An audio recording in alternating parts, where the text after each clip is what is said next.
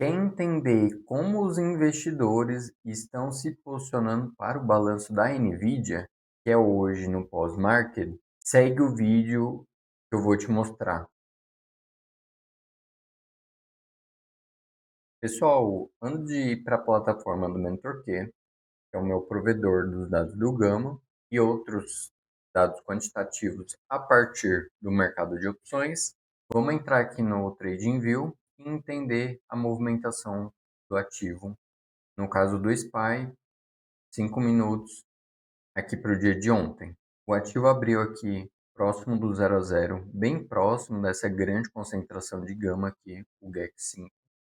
Como vocês podem ver, momentaneamente ele até passou, mas voltou rápido. Provavelmente era um market maker entrando comprado nessa faixa de preço.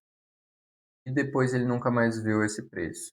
Ele foi subindo devagar aqui, até mais ou menos as 3 horas ele não tinha saído muito do lugar.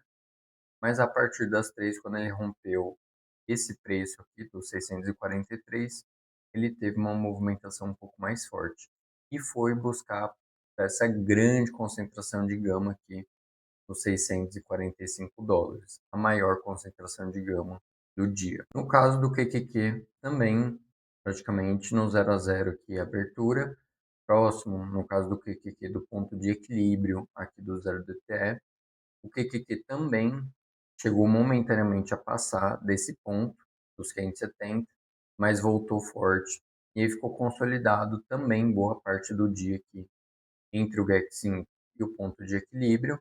E no finalzinho do pregão, o ativo disparou, quase que encostou nesse ponto aqui do Gama, que é a Gama Wall, nos $573. A Nvidia abriu bem no GEG1, nos $180, que é um ponto importante, que é uma concentração grande de gama. O ativo foi abaixo, ficou um tempo aqui, por volta de meia hora, mas quando voltou, nunca mais foi naquele preço de novo. Então começou a subir forte aqui e foi em direção a essa outra grande concentração de gama aqui no GEX4. Praticamente encostou nela também aqui no final do dia. O ativo subiu mais de 1% no dia de ontem. Por último, a Tesla abriu aqui com um gap de baixa, na verdade, bem no GEX4, como vocês podem ver. Disparou, voltou tudo, disparou mais uma vez, bem volátil aqui no começo do dia, por volta dos meio-dia. Foi até abaixo mais uma vez do GEX4, consolidou, e aí por volta das 2h50, o ativo estava ainda com uma performance negativa no dia, chegando mais uma vez no GEX4 e o ativo disparou, foi em direção a Gama Wall nos $350 e conseguiu até passar desse preço forte. Voltando então para a plataforma do MentorQ, aqui, que é onde eu consigo entender e ver todos os dados que a plataforma me oferece, selecionei a NVIDIA, ticker aqui. Então, começando pelas pontuações, a sazonalidade está no neutro, momentum está alto, volatilidade está no neutro, por conta do balanço, né, normal, e a pontuação das opções também está no neutro. Então, o que quer dizer? Que os investidores, baseado no posicionamento deles nas opções, não estão nem muito otimistas, nem muito pessimistas com a movimentação do ativo pós-balanço, no curto prazo. E a condição no gama, regime do gama, está positiva. O que isso quer dizer?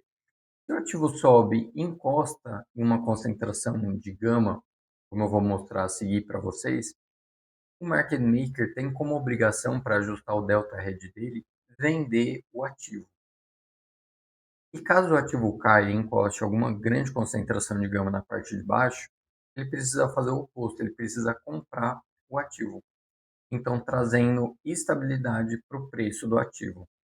Então, olhando exatamente isso, são as concentrações de gama aqui em todas as expressões.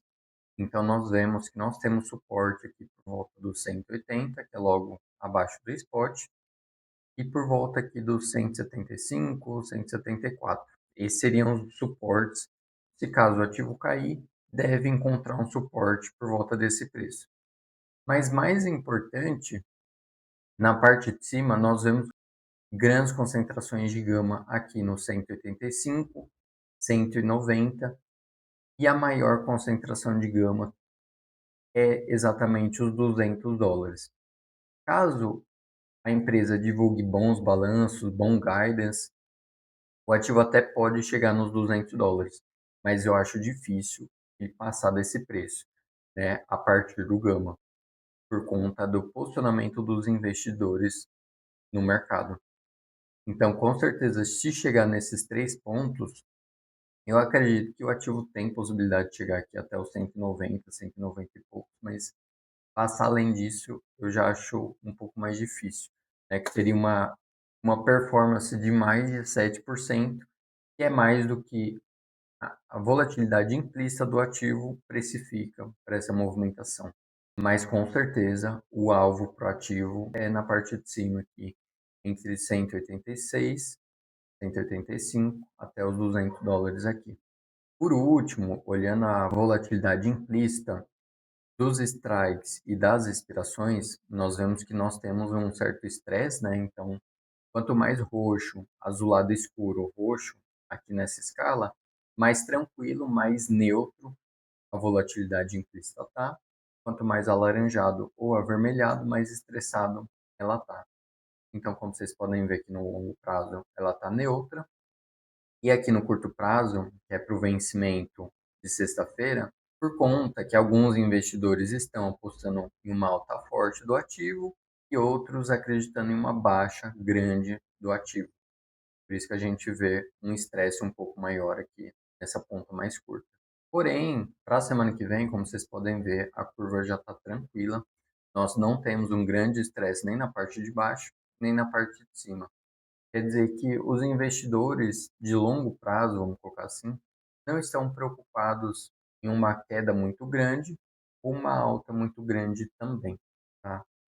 É natural que na parte de baixo aqui nós temos uma demanda um pouco maior, porque tem pessoas, grandes investidores, que compram essas puts, por exemplo, para se proteger contra algum evento, né, fora do normal. Então, para se proteger, é normal. Nos extremos, né, a gente vê uma curva um pouco mais estressada, independente do prazo. É normal. Bom, se você gostou desse vídeo, deixe o seu like, não esquece de se inscrever no nosso canal. Eu trago essa análise de segunda a sexta.